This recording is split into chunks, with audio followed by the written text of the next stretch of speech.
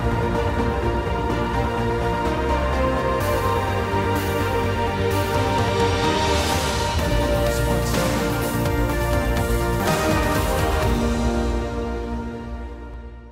learners, I am Dr. Subodh Kesharwani, working with Indira Gandhi National Open University in Associate Professor capacity.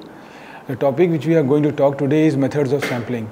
In our preceding sessions, we have observed that how the sampling is going to play a very important role, and we have seen that how the sampling is very important ingredient when you talk about the research, when you talk about the research design, when you talk about formulation of objectives. So what we have observed that as far as the methods of sampling is concerned, this method of sampling is a phenomena, is a methodology which is a very important ingredient when we are going to initiate our research. So in the preceding sessions we have seen that the curtain raiser to sampling, but this session talks about the methods of sampling. And when we start formulating the sampling, I think it is going to be bifurcated into probability sampling or non-probability sampling, or rather we can say random sampling and non-random sampling. So today discussion revolves around the first important ingredient of method of sampling, that is the random sampling or the probability sampling. So in the forthcoming lecture we are going to talk about this the other methods of sampling. So anyway, we are going to just recapitulate today what exactly we have done in our preceding sessions, and it starts with the business research or the curtain raiser to research. Then there were certain research thoughts which was taken care, and FAQs were also there, which was building the framework, that how the questions which comes in the grassroots researchers mind need to be taken care. Then research methodologies are there. So what we observed that this research plan and research problem, research design, collection of data and hypotheses were very elaborately explained, and in the preceding session the sampling was taken care. So when we go more into the depth of the sampling, I think we start with the choosing of population, and from that population we earmark certain sample, and then from there we use the statistical tool analysis and come to the conclusion. So this whole process is quite meticulous in nature, quite methodical in nature, and a lot of algorithm and statistics are going to be used, and this is where this methods of sampling is very important ingredient. So the today discussion, if you talk about revolves around the random sampling and non-random sampling, and when we go more into the depth of this particular theme, I think we should explain with the help of this circle. If you see this particular circle, the outer part of the circle is called population, which is in blue color. Then you have target population determined by the sample criteria. So on the basis of hypothesis, on the basis of we defined that this could be the sample, and we are going to cater ourselves to this particular circle only. So if you see this particular image, I think the outer circle talks about the population, and the inner circle, this is orange color circle, talks about the target population. So that is very important, that what could be your population, what could be your target population. And it's like that when somebody start the research and take the jurisdiction as India, pan India, or the Delhi or the particular state, so that the population could be the particular state, but your target could be like what are the domains which you are going to take. That is more important. So it's really cumbersome for the researcher or for the statistician to concentrate on the whole population. So again you have to narrow down yourself to the particular target and try to determine by that sampling criteria. So this orange circle talks about the sampling criteria. Then accessible population. Now the issue is that sometimes we define our circle or define our outer word, but we are not in a position to get the access of that. So it's very important to talk about the accessible population, which is quite important, because as a researcher you are going to focus, you are going to confine yourself to this particular population only. And then you see again the smaller, the last second last smaller circle is there, which is in orange color, and it talks about the sample selected with sampling plan or method. So we have talked about how the methodology is going to apply. This is where we are going to apply the methods of sampling. Either it could be random sampling or it could be non-random sampling. And there are certain the subheads which comes under the random sampling. So and if you talk about like the cluster, the stratified sampling or simple random sampling, whereas when you talk about non-random sampling, you are talking about the quota or judgmental sampling, or a lot of other sampling methods are there. So what we are going to do in this particular discussion, we are just concentrating on this random sampling part, and we try to find out that what are the parameters which comes under the ambit of that. So element and subject or participants are there, and finally you see that this is the smaller circle talks about subjects or participants. I think this is where the respondents are there, and these respondents are reciprocating on the basis of the questionnaire you are going to frame. So what we are going to do, that there are certain questions which again comes in the mind, because how confident, precise in the results do we want to be? We need to be determined sample size for the produced test, and sometimes you are 100% confident, like whatever the hypothesis you have taken, and you are thinking that it could be accepted, but at the end when respondents reciprocates, it's rejected. So this is the phenomena which used to come always. Sometimes the situation seems to be favorable in nature, sometimes the situation need to be adverse in nature. So how you are going to cope up yourself, how you are going to come out from this this juggling format, that is where this methodology is going to play a very important role. And this methodology is quite meticulous in nature, which I have told earlier, and there are certain mathematical and algorithm analysis are involved. So whatever the results used to become, it's quite fruitful in nature. So but on the other hand, there are certain errors also. So like there are certain margins of error, and there are certain statistical errors also. So we will have a dedicated session which exclusively talks about that what could be the statistical errors and how these errors comes. And when we started our journey with the simple random sampling, which could be one of the domains of probability sampling or random sampling, but after certain time we realized that we have to apply the cluster sampling or the stratified sampling. Then again we have to reframe our the data in such a manner that we try to get the good results. And when you're talking about the stratified or cluster sampling, I think we will definitely throw a light and elaborately talk about that, how much important this phenomena is. So sometimes whatever the methodology we apply, it fails.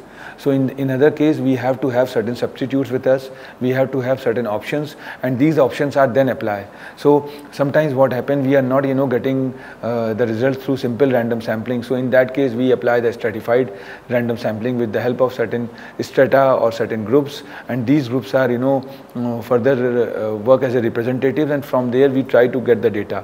So the example which I have quoted in my past discussion also, that if we are going to concentrate ourselves on the particular state, and rather than randomly going into the depth of the state, we meticulously bifurcated into north, south, east, west, or certain zone wise. It could be 7 to 8 subheads, or maybe 10 or 15, and then we can gradually collect the data from each strata or each group. So that is a model which need to be taken care, and this is the methodology, this is the model which need to be done. So we can only afford a sample of, no worries, we will get 100% results. So margin of error is something which is sometimes quite good, and it's not like that when you get the statistical error you should be embarrassed. And when you are getting when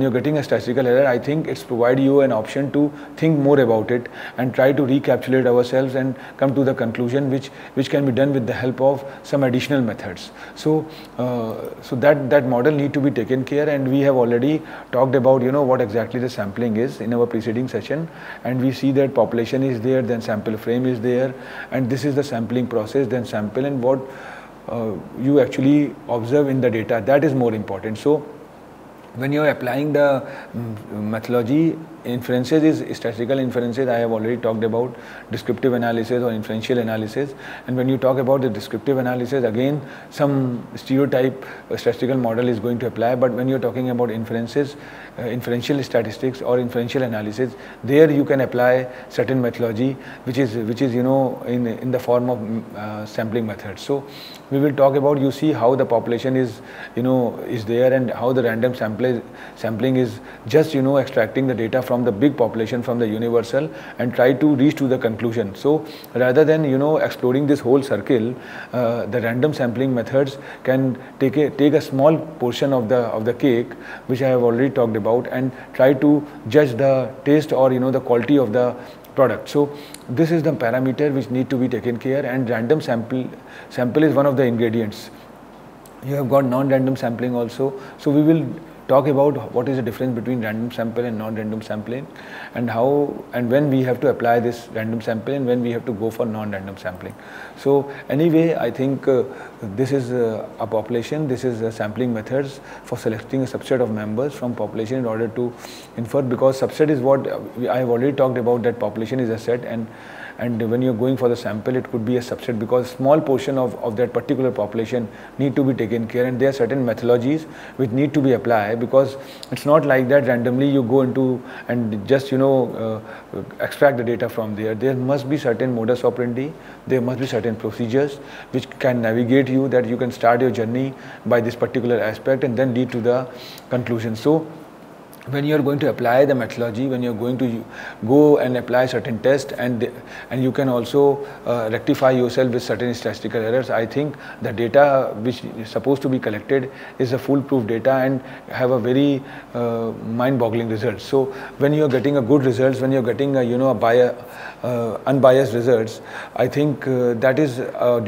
beauty of the researchers. So if the researchers get the data by using the sampling pedagogy, I think there are certain results which comes, and it could be quite good, because if you go for exploring the population every time, because population is in big number or big size, so ultimately it's really a cumbersome process. But if you apply the sampling methodology, if you apply certain the pedagogy, I think you reach to a conclusion in a very faster mode. So that could, because with the change of time you can, because this statistical analysis or this sampling pedagogy is a routine affair, is a regular affair. So once you have reached to the particular conclusion, I think certain concept which comes up again and again, you have to start the journey. So this statistical model need to be done in a routine manner, or in a certain intervals, or after certain time and time. So if you have a pedagogy, if you have a sampling methodology which had been framed, which had been developed,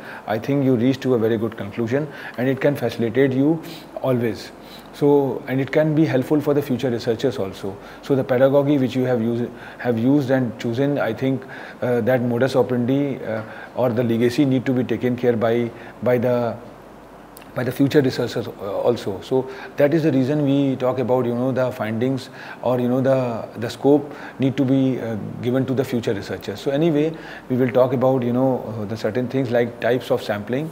And if you talk about types of sampling, it could be probability methods or non-probability method, it could be random sampling or non-random sampling, also known as. And when you go into the depth of this random sampling, you come to know that it does not involve human judgment. Whereas when you talk about non-probability methods, it involves human judgment, requires a sampling framework, and no sampling frame required. And it could be, the example is simple random, which I have talked about, systematic sampling, stratified random sampling, cluster sampling. There are some other the sampling which could be multi-stage or area sampling is there. So we will just, the today discussion revolves around the probability methods or the random sampling. And if you see this random sampling, we have simple random sampling, systematic, stratified, cluster, area, and multi-stage. So all these, the 6 components needs to be taken care, but the more frequent in nature is, the top 4, that is simple random, systematic, stratified, and cluster. So now we will start with the probability or random sample. And if we see this random sample, I think this random sample is a sample that is chosen randomly. That is very true. It's the word itself explains that randomly you can choose it, and it's quite simple in nature, and it could be more accurately called a random sample, because random samples are used to avoid bias and other unwanted effects.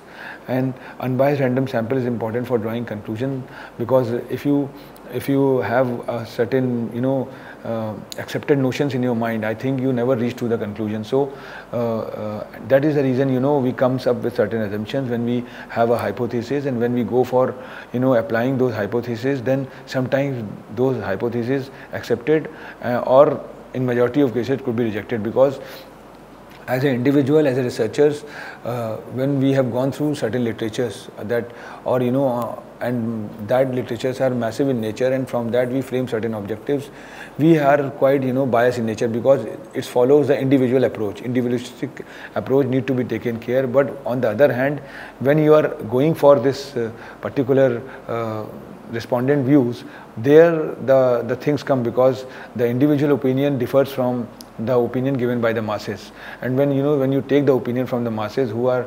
revolves around that particular thing, I think more holistic view comes up, and this holistic view is quite robust in nature, and this can definitely helpful for building the research. So in majority of cases we observe that whatever the assumption, whatever the presumption we have taken in the beginning stage as a hypothesis, which we usually call the null hypothesis, in majority of cases it could be it could be rejected. So alternate hypothesis supposed to be taken care in that case, if the sample size talks about something else or give the different results. So interested to work with sample of observations and selected from a population, and relationship between the population and the sample, that is always there, because if there could not be any relationship between the population sample, I think you lead to a different conclusion. So whatever the universal is there, whatever the population is there, whatever the target population is there, and on the basis of that the sample need to be taken care. It need to be revolved around that particular population. So it's not like that you have taken a pan India or the state as a research population, and you are going and taking the data from the different state. So that is the reason the different kind of research comes, and it usually happens when any kind of good research conduct in the Western world or in the foreign world, we observe that the country like India or the small countries where the researchers are just concentrating what exactly the world is doing, they create a replica of that. And when these replica are created, I think somewhere the gap used to come, because the what we used to say that the impact of or the criteria of choosing the particular respondents, or the behavior of the consumers, or the opinion of the respondents varies, because the Western world have got a different mindset, where if you talk about the people who are located in a different country where this phenomena had recently been developed, I think the model need to be differ. So that is the reason when any researcher is just doing add-ons to the particular research which already had been done, I think there are certain parameters, there are certain models which need to be taken care. So if you are going to focus on the grassroots problems, or the indigenous problems or the domestic problems, and try to create a population on the basis of that, and then concentrate on the sample, I think you get the results which could be quite customized in nature, or rather we can say more tailor-made in nature. So this is the model which is there. So use the probability distribution as a model for a population, and sample from the population to make decisions about the populations. And it's not like that the population is taken just as a window dresser. You have to have a model in such a manner that whatever the sample you have taken, by applying certain pedagogies or the random sampling or non-random sampling, you should able to make the decisions. And so that is how you're going to make the decisions. I think the beauty of the questionnaire preparation is very important. If your questionnaire is designed in such a manner that it can lead to good results or good reciprocation by the respondents, I think it can provide you a roof to take a good decision. So that is where things are very important. And when you talk about the probability sampling, generally I have talked about it's bifurcate on the 4 important ingredients, that is simple random, systematic random sampling, stratified random sampling, or cluster random sampling. So if you talk about the simple random sampling, all elements are considered and each has equal chance of being selected. This is a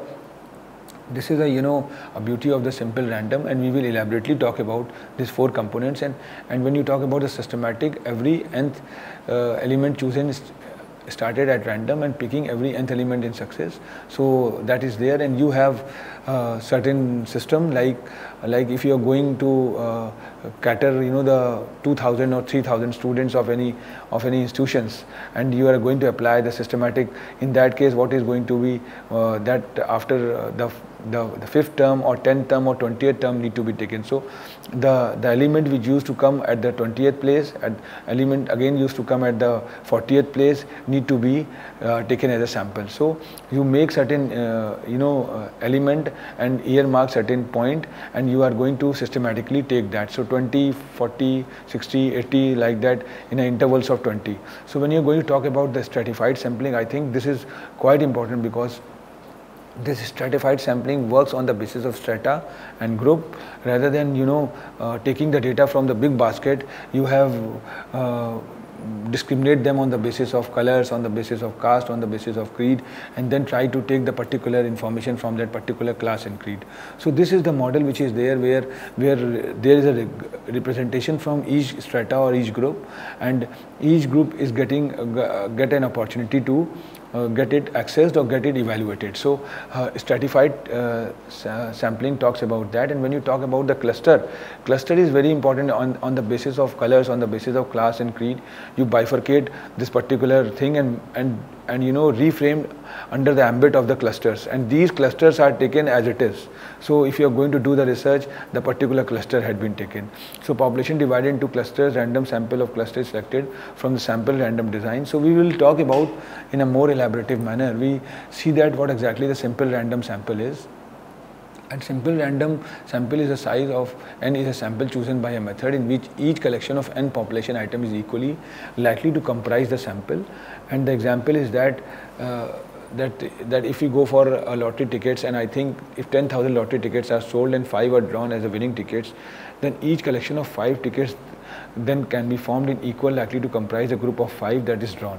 So this is a very stereotype model, and follow the random sampling. And it's the first step is make a list, second is assign a sequential number, then third is choosing sample size, and finally use random number generator. So this is the model which is there, and it's quite omnipresent in nature. I think when researcher starts a research, it starts with the simple random sample, and then have got a systematic random sample. The example which I have quoted about that, if there could be in a university and 1,500 students are there, you are going to wanted a sample of 150 students, then every 10th name could be taken care. So the advantage of this method is that it should provide a representative sample, and the disadvantage is that it's very difficult to achieve, because time, effort and money is there.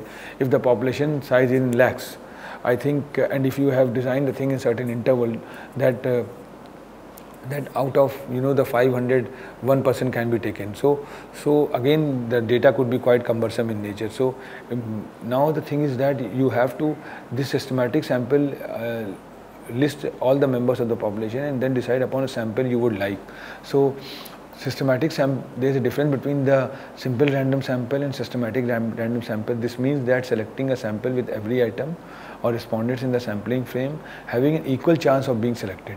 But again the time taking activity is there, and it's really a cumbersome process. It's a very elaborative process, where when you talk about the systematic sampling, selecting item from the list of regular intervals, that is every 5th customer that buys the burger, or every 10th car that buys petrol. So this is the model which is there, and if you observe that there are certain mathematics, there are certain the statistics which are involved in calculating this sampling. So if you are meticulous, if you are doing and following the certain modus operandi, I think you could be in a very good position. Now the stratified random sampling is quite innovative in nature, whereas an example which I have quoted, it's bifurcate on the basis of certain groups or strata, and and we are going to take the information from each group.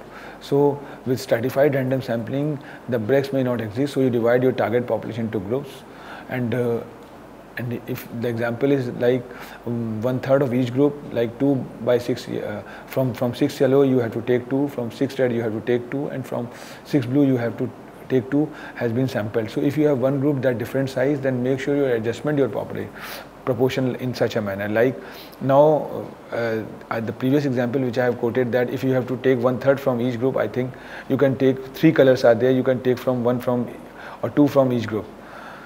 which have a, the population of 6. Now if you have to take a number which could be quite different in nature, like 5 from the total, then what you have to do, you have to have models such like that 3 you can take from one colors and one from each color. So this is called stratified random sampling, because there are certain strategy behind it. And this stratified random sampling is, if you see this stratified random sampling, the advantage is that the sample should be highly representative of the target population, and therefore we can generalize from the results obtained. So whatever the results comes, it's quite generic in nature. It's not like that, because you are going to have a representation from each group, and each group is getting a weightage. So there is no chances that any of the groups or any of the colors or any of them the class had been eliminated. So this disadvantage is that stratified sampling is that gathering such a sample would be extremely time consuming and difficult to do. I think when we are, and the method is rarely used in psychology. So that is very true. If you see this, that the population is there, then we have made certain strata, blue, red and green colors, and then from this stratified sampling is there, and how this data is going to be taken care from population to this stratified sampling. So what we have observed that, as far as sampling is concerned, the biggest challenge which is coming up is about, the how you are going to collect the data, that is, the cumbersomeness, and second is, the time taken. So this is the biggest challenge which is coming in all the sampling phenomena. Because why it is coming? Because just to safeguard the time, just to save the time, you are applying the certain methodologies, and these methodologies are working on the basis of small portions. So with the help of certain mathematics, with the help of certain statistics, you are going to apply these sampling methodologies and try to gather or cater the informations which can provide you the complete information about that thing. So this is the difference between stratified random sampling. We have seen that in simple random sampling, how this data is going to be extracted, and directly we have taken the data, but there is a chances that some of the class or things can be missed or eliminated. But in stratified random sampling, we have bifurcated into certain groups, and each group is getting the representations. So whereas if you see, while taking this simple random sampling, the blue color had been ignored. So green, black and orange, are two oranges are there, but the blue had been mixed. So but here you see that if you take the stratified random sampling, I think very easily you have taken one from green, one from orange, one from black and one from blue. So these respondents are split into subgroups and then randomly selected from each group. So this is the beauty of the stratified random sampling, that it can lead to now, the other model which is very important, that the cluster sampling. So in cluster sampling, the sampling unit is the whole cluster, and what we have done, you see, if you compare with the previous example, the whole colors, whole data is going to be bifurcated into certain clusters. The cluster one is in yellow color, cluster 2 is in yellow color, then cluster 3 is in red colors, then again cluster 4, cluster 5 and cluster 6 are there. So what we are going to do, if we talk about the cluster sampling, we are, rather than taking one from each group, one from each cluster, we have taken the whole cluster. So this is the beauty. So instead of sampling individuals from within each group, a researcher will study whole clusters. So this is the thing, and the strata are natural groupings, and the simple size of 6 is needed, so 2 of the complete strata are taken. So in this case, what we have done, since we have to take the 6 as a sample, so rather than going for each cluster, we have taken one. So we have taken one yellow, that is cluster 2, and one red is cluster 4, and we have got an option to take from 6 also. If the number is more, the sample size is more. Since the number was restricted to 6, so that is the reason we have taken, one from yellow color and one from blue color, one from red color. So now you see the cluster sampling here also, that we have bifurcated into certain clusters, and on the basis of that we have taken particular cluster only. So there is a biggest challenge that some of the clusters won't get the opportunity to get it accessed or statistics. So this is again, the certain stumbling blocks which are there, and maybe it can lead to the statistical errors. So once we go through and find out the margin of errors or statistical of errors, we will see that how the things are going to be there. So area sampling is one of the subheads of cluster sampling, and it can be one stage, two stage or multi-stage, and generally used by the government agencies and agriculture statistics, and where pieces of geographical areas such as district, housing blocks or townships are selected. So data are in big numbers, so we can have certain sampling. I think the pandemic stage is going on, and we know that there is a corona threat is across the world and in India also. So when they are going for knowing about the patients, I think they have made the certain clusters, and these clusters are working in that manner. So from that particular clusters, they are knowing that up to what extent the pandemic or this particular the disease had attacked, and how to come out from that, and how to seed that particular jurisdiction. So this is where, and if you compare with stratified versus cluster, I think the main difference between stratified sampling and cluster is that with cluster sampling you have natural groups separating from your populations, and for example you might divide your data into natural groupings like city blocks, voting districts or school districts. And this is the example you see. What we have done, we have got a population, and on the basis of that we have bifurcated into certain stratified sampling, and certain stratas are there. The first strata black color, then blue, then magenta, green, then brown and red. So now if you talk about the stratified sampling, I think you can since make the strata or group, very easily you can extract one of the information from each strata, from each group. And when you talk about the cluster, I think the whole cluster need to be taken. So while taking your research, I think when you're talking about the cluster sampling, rather than taking this particular sample, we have emphasize ourselves to this box and this box. So this is the example of the cluster sampling. And if you talk about the stratified versus cluster, I think both are comes under the ambit of random sampling or probability sampling. And when to use this, if you talk about the stratified random sampling, it can be used when heterogeneous populations, several different groups are there, and some groups are related to study topics. Or if you talk about cluster sampling, population made of units instead of individuals. So now this multi-stage sampling which I was talking about, it's part of the cluster sampling. We have observed that one stage sampling, two stage sampling, and multi-stage sampling. It can be called the area sampling also. So in statistics, multi-stage sampling is taking the samples stage using smaller and smaller groups into each of stage. And multi-stage sampling can be complex from a cluster sampling because it is a type of sampling which involves dividing the population into groups. So in the first stage, you can do certain things, and then in the second stage is there, then third stage is there. So rather than giving the results, so what we have observed that it happens with the exit poll also. When the exit polls occurs, and in some of the areas where the election had been occurred, the exit poll used to be taken, but the result usually comes when the election used to occur in all the places, like the pan-India basis, because if you talk about the results occurred in particular place, as far as the exit poll is concerned, I think somewhere it is going to affect the voters also. So this is the model which is there, and we have got other stratified sampling, then volunteer sampling and opportunity sample, but more or less it revolves around with that particular four concept, that is cluster, stratified, random sampling, or the model which I was talking about. So anyway, I think the first part which we have covered as far as the method of sampling is concerned, which was purely talking about the random sampling, and we have seen that how much important the sampling is, and there is a challenge of collecting the data, because the way data is coming up, as I have already talked about, that today world talks about the big data analytics and analysis of data, and how you are going to analyze the data, how you are going to recapitulate your data, or you can twist the data. So that is the beauty of the sampling, because when you have got a big population, it's really tough, and there is chances of margin of error, there is chances of statistical error, because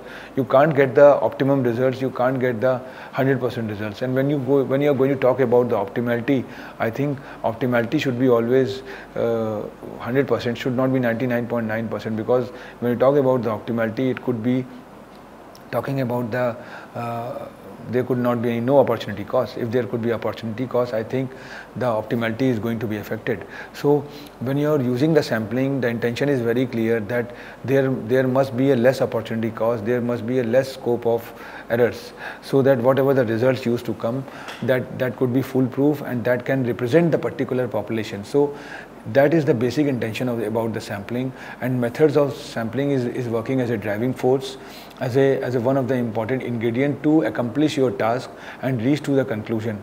And when we are in the process of reaching to the conclusions, I think there are certain pitfalls, there are certain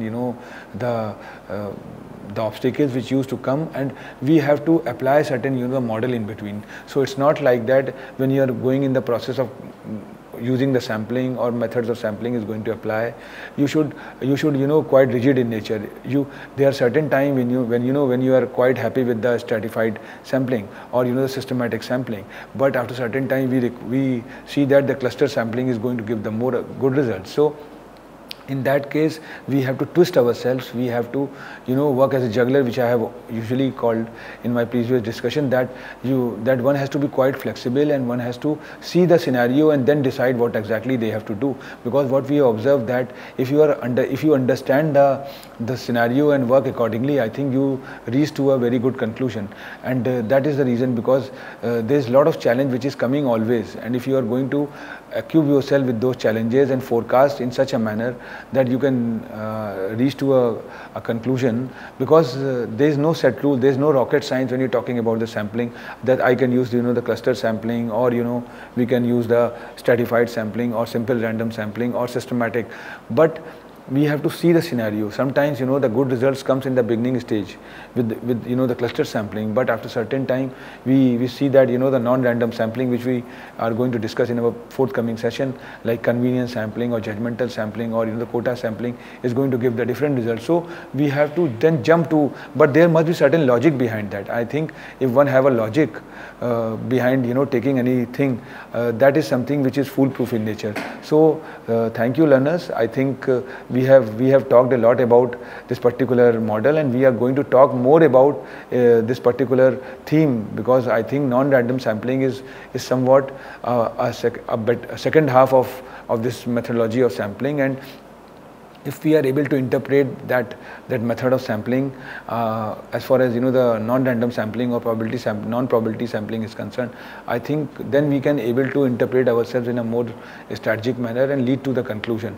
And when you are talking about sampling, I think we have to be quite open in nature, because the whole world today talks about openness and how much you are flexible about adapting the things, and more important is the adaptability. As a researcher, one has to go through and mug up the literatures in a routine manner. It's not like that you have reviewed the literature in the beginning stage and you have chosen the topic and formulate the objectives, but end of the day you're not updating yourself. So updation need to be a routine matter and a regular phenomena. If you are updating yourself in a more frequent manner, or in between you have observed that some new concept had come, new change had come up, and you are going to adapt those change, and this change can force you to apply certain methodology or revamp your methodology. I think the learner or researcher has to adapt those, and if they are going to adapt those pedagogy, I think the result which used to come is quite contemporary in nature, or more we can say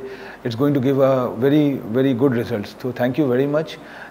We have some more sessions in coming days. Thank you.